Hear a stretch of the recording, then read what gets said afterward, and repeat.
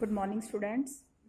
बेटा, भक्तिन का जो हमने पहला पार्ट पढ़ा था, पहले पार्ट में हमने भक्तिन के जीवन के 3 परिच्छेद जो हैं, परिच्छेद का मतलब होता है जीवन के 3 चरण।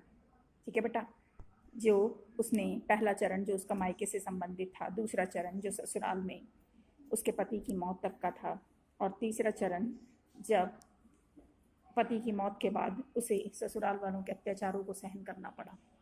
जीवन के इन 3 परिच्छेदों के बाद भक्तिन के जीवन का चौथा परिच्छेद प्रारंभ हुआ, जब वह शहर आ गई नौकरी की तलाश में।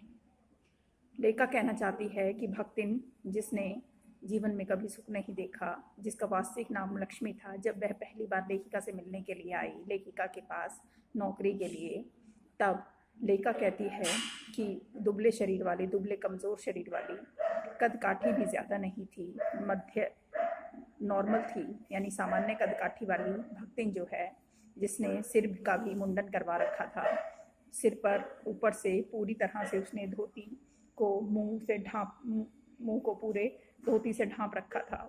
धोती थी, गले में कंठी माला थी। ऐसे में उसकी उम्र जो है, लेखिका कहती है लगभग 48 वर्ष के आसपास रही होगी। लगभग 47-48 वर्ष की भक्तिन जो है लेखिका के पास जब पहली बार काम के लिए आती है, तब लेखिका कहती है कि वह अपने जीवन के बारे में सब कुछ लेखिका को बताती है। साथ ही वह अपना वास्तविक नाम लक्ष्मी भी बताते हुए कहती है कि अब वह अपने इस नाम से नहीं पहचानी जानी चाहिए, अर्थात वह अपना नाम बदलने की भी प्रार्थना, आग्रह लेखिका को करती है कि वह लक्ष्मी नाम अपना पसंद नहीं करती। क्यों? क्योंकि उसे लगता है कि उसके भाग्य में लक्ष्मी नहीं है, क्योंकि भाग्य की रेखाओं से वह लक्ष्मी से वंचित है। इसलिए वह चाहती है कि लेखिका उसे किसी अन्य नाम से पुकारे। लेकिन लेखिका कहती है कि नाम बदलने की अगर यह प्रथा होती तो सबसे पहले वह अपना ही नाम बदलती। क्यों? क्योंकि लेखिका का नाम भी तो महादेवी वर्मा था। अर्थात नाम जो है, नाम के अनुसार जीवन हो या नाम के अनुसार जीवन यापन हो, ऐसा संभव नहीं है। ठीक है बेटा। लेखिका कहना चाहती है कि फिर भी लेखिका ने उसके वेश के अनुसार उसका नाम भक्तिन रख दिया। कवित्वहीन, लेखिका ने इस नाम को कवित्वहीन बताया, लेकिन फिर भी वो कहती है उन्होंने उसे भक्तिन नाम दे दिया। जब लेखिका ने प्रश्न किया क्या उसे खाना वाना बनाना आता है, तब उसने कहा कि हाँ, वह थोड़ी बहुत दाल और सब्ज़ी रांध लेती है, इसका मतलब बना लेती है। ठीक है। और रोटी बना लेती है। बना लेती है का मतलब वो अपनी देश जो वहाँ की भाषा है, ठीक है बेटा, यूपी की, उसी भाषा में वह लेखिका से बात करते हुए सब कुछ बता देती है। लेखिका उसे अपने यहाँ सेविका के रूप में रख लेते हैं। लेखिका कहती है कि जैसे ही वह लेखिका के घर में आई, वैसे ही उसने अपनी सीमा जो है चौके की, वह निश्चित कर ली। उसने काले कोयले से एक मोटी सी रेखा चौके की खींच ली, जिसमें अब वह किसी का भी प्रवेश नहीं होने देना चाहती थी। उसके मतानुसार कि अब वह चौके में विराजमान हो गई, अभिषिक्त हो गई। लेखिका कहती है चौके में अभिषिक्त होकर वह चौके की, यानी पूरी रसोई की मालकिन बन बैठी। लेखिका कहती है जब उसने पहली बार खाना बनाया तो खाने में तो हालांकि सब्ज़ी वगैरह बन सकती थी, घर में तरकारी की भी कमी नहीं थी, लेकिन फिर भी उसने गाढ़ी दाल बनाई, दाल रांध दी का मतलब होता बना दी, और मोटी मोटी 1 अंगुल मोटी, लगभग काली चित्तेदार। लेखिका कहती है जब उसने सबसे पहले खाना परोसा तो एक थाली में, फूलदार थाली में उसने टेढ़ी करते हुए थाली को उसी में दाल डाल दी और उसी में 4 मोटी मोटी रोटियां रख दी। लेखिका कहती है इस प्रकार से उसका खाना देना थोड़ा सा लेखिका को कुछ अच्छा नहीं लगा। क्यों? क्योंकि यह काफ़ी हद तक सही नहीं था, क्योंकि लेखिका अपने घर में पाक कला के लिए जानी जाती थी। इसका मतलब लेखिका बहुत अच्छा खाना बनाने के लिए पहले ही निपुण थी। लेकिन अब लेखिका को लगने लगा था कि भक्तिन का साथ उसके लिए टेढ़ा होने वाला है। क्यों? क्योंकि भक्तिन जो थी वह किसी को भी अब घर में रसोई में प्रवेश नहीं होने देना चाहती थी। अब लेखिका कहती है उसके द्वारा बनाया खाना ही सबको खाना पड़ा।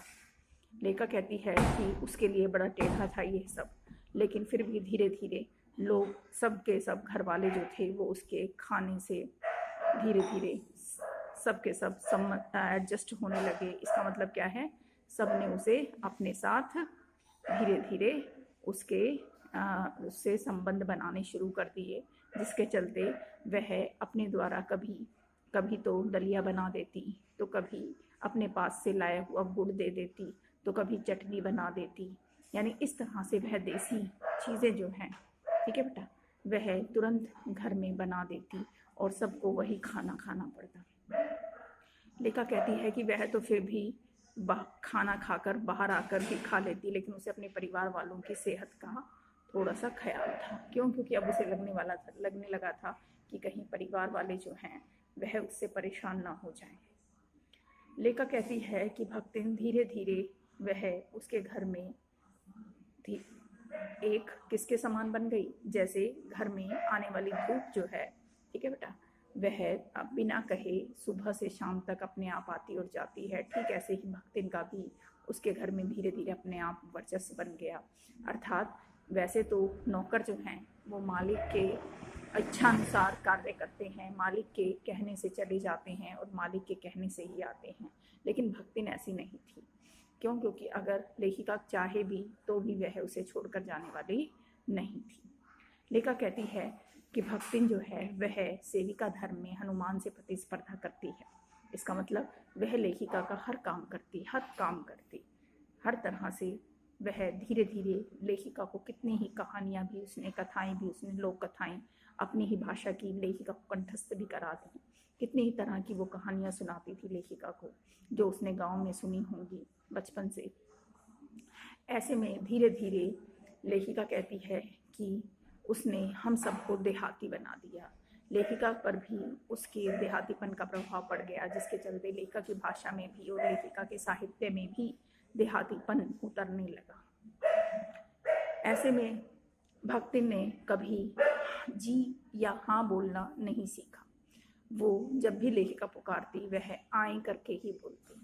लेखिका कहती है उसने कभी कलकत्ते का रसगुल्ला भी अपने मुंह में नहीं डाला, अपने पोपले मुंह में नहीं डाला, लेकिन उसने दूसरों को अपने बनाया हुआ खाना जो है वह खिलाया। घर वाले भी धीरे धीरे उससे जुड़ने लगे। लेखिका के साथ उसने जीवन के 50 वर्ष बिताए। इन 50 वर्षों में वह इस कदर उनके साथ रंग गई, क्योंकि भक्तिन बड़ी ही तर्कशास्त्रज्ञता में निपुण थी और हर कार्य में निपुण थी, कर्मठ थी, परिश्रमी थी, मेहनती थी। वह कोई मुश्किल से 2-4 बार ही अपने गांव गई होगी अपने बेटी और जवाई से मिलने के लिए, वरना तो पैसे पहुंचा देती थी। भक्तिन तर्कशास्त्रज्ञता में निपुण है, यह बात तब पता चलती है। लेखिका कहती है कि जब वह अपने द्वारा रखे हुए इधर उधर, लेखिका जब अपने पैसों को इधर उधर रख देती थी, तब भक्तिन उन पैसों को समेटकर किसी बर्तन में, भंडार गृह के किसी बर्तन में समाहित कर देती थी, यानी उसमें रख देती थी। और लेखिका के पूछने पर उसे चोरी भी नहीं बताती। क्यों? क्योंकि उसका मानना था कि अगर अपने ही घर के पैसे हो उसने उठाकर कहीं रख दिया, संजो कर रख दिया, तो इसमें कौन सी चोरी हुई। इसका मतलब वह सत्यवादी राजा हरिश्चंद्र के समान भी नहीं थी। इसका मतलब लेखिका कहना चाहती है कि वह पूरी तरह से सत्य भी नहीं बोलती थी, लेकिन झूठ भी नहीं बोलती थी। इसका मतलब उसका मानना था कि वह तर्कशास्त्रज्ञता में निपुण थी कि कई बार लेखिका को उसका हर वीरवार को सिर का चूड़ा कर्म करवाना, नाई के बिल्कुल धुले हुए उस तरह से, गंगा जल से धुले हुए इस तरह से सिर का चूड़ा कर्म करवाना लेखिका को पसंद नहीं था। लेखिका उसे कई बार टोकती भी थी, लेकिन फिर भी उसका मानना था कि बड़े बड़े सिद्ध भी तो, ऋषि मुनि भी तो तीर्थों पर जाकर सिर मुंडवाते हैं, अगर उसने भी अपने सिर का मुंडन करवा लिया तो कौन सी बड़ी बात है। यानी वह तर्क, बात बात में तर्क देती थी। इस तरह से वह अपने धुले हुए वस्त्रों को तो शुद्ध बताती और लेखिका के धुले हुए वस्त्रों को भी सिलवटों से भर देती और उस पर गंगा जल छिड़कती और उसे दोबारा धोती। लेखिका कहती है कि धीरे धीरे उसने पूरे घर को भी इसी तरह से अपनी ही आदतों से भर दिया। यानी अब सब घर वालों की आदतें भी धीरे धीरे और भाषा भी धीरे धीरे भक्तिन जैसी होने लगी, लेकिन भक्तिन पर उनकी भाषा का या उनका कोई प्रभाव नहीं पड़ा। छात्रावास में भी लेखिका का साथ दिया उसने, क्योंकि पता हो तो बेटा महादेव वर्मा का जीवन भी बड़ा कठिन बीता था। वह अपने पति के साथ ज़्यादा समय तक नहीं रह पाई थी। पति से वियोग उसने भी सहन किया, जिसके चलते लेखिका कहती है कि छात्रावास में वह भक्तिन जो है लेखिका के साथ ही रही। छात्रावास में लड़कियां भी भक्तिन के साथ कई तरह से व्यंग्य करती, उसके साथ समय बिताती। वह छात्रावास में भी सबके द्वारा पहचानी जाती थी। लेखिका जब तक देर रात तक लिखती थी, तब तक वह भी बैठी बैठी लगातार जागती रहती, दरवाजे पर बैठ जाती और लेखिका के एक इशारे को, हर इशारे को समझ जाती।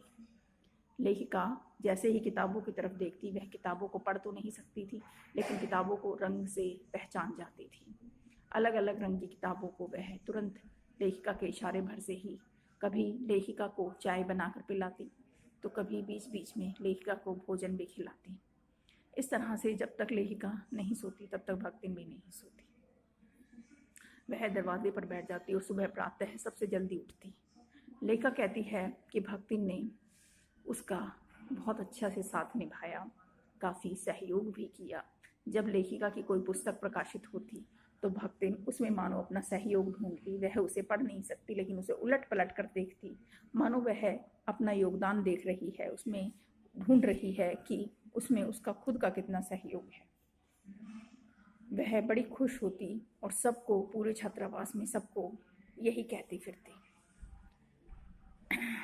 जब लेखिका उत्तर पुस्तिकाओं की जांच करती तो भक्तिन को ये पता नहीं था कि उत्तर पुस्तिका की जांच करना तो केवल और केवल लेखिका का ही कार्य है, लेकिन फिर भी वह सभी छात्रावास में सभी को यही कहती फिरती कि जाओ ज़रा मालकिन का हाथ बटाए लो, वो बेचारी तो सारा दिन किताबियन में गड़ी रहत है, तनिक ये ना हो तुमसे कि थोड़ा सा उसका हाथ बटा लो। इस तरह से वह कहती फिरती, लेकिन वह क्या समझे कि इसमें लड़कियां यानी छात्राएं क्या कर सकती हैं, क्यों? क्योंकि यह कार्य तो केवल और केवल लेखिका ही कर सकती है। लेकिन फिर भी वह सबको यह जताती फिरती कि उसे लेखिका की कितनी चिंता है, वह अगर वह ना हो तो कोई भी कार्य नहीं हो पाता। लेखिका ने एक बार अपने घर में रहने वाले सभी नौकरों के लिए, गाड़ीवान दाइयों के लिए पढ़ना जो है वो अनिवार्य कर दिया कि बिना दस्तखत के, बिना हस्ताक्षर के किसी को भी वेतन नहीं मिलेगा।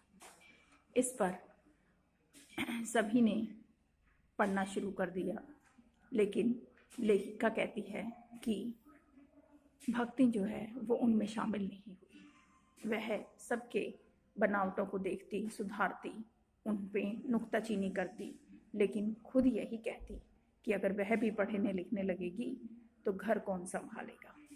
इसका मतलब वही सब कुछ संभालती थी। ठीक है, इस तरह से वह दूसरों की बनावटों को सुधारती, लेकिन खुद उसने पढ़ना लिखना नहीं सीखा। लेखिका के ये सब कहने के बावजूद भी भक्तिन को तनिक भी बुरा नहीं लगता था।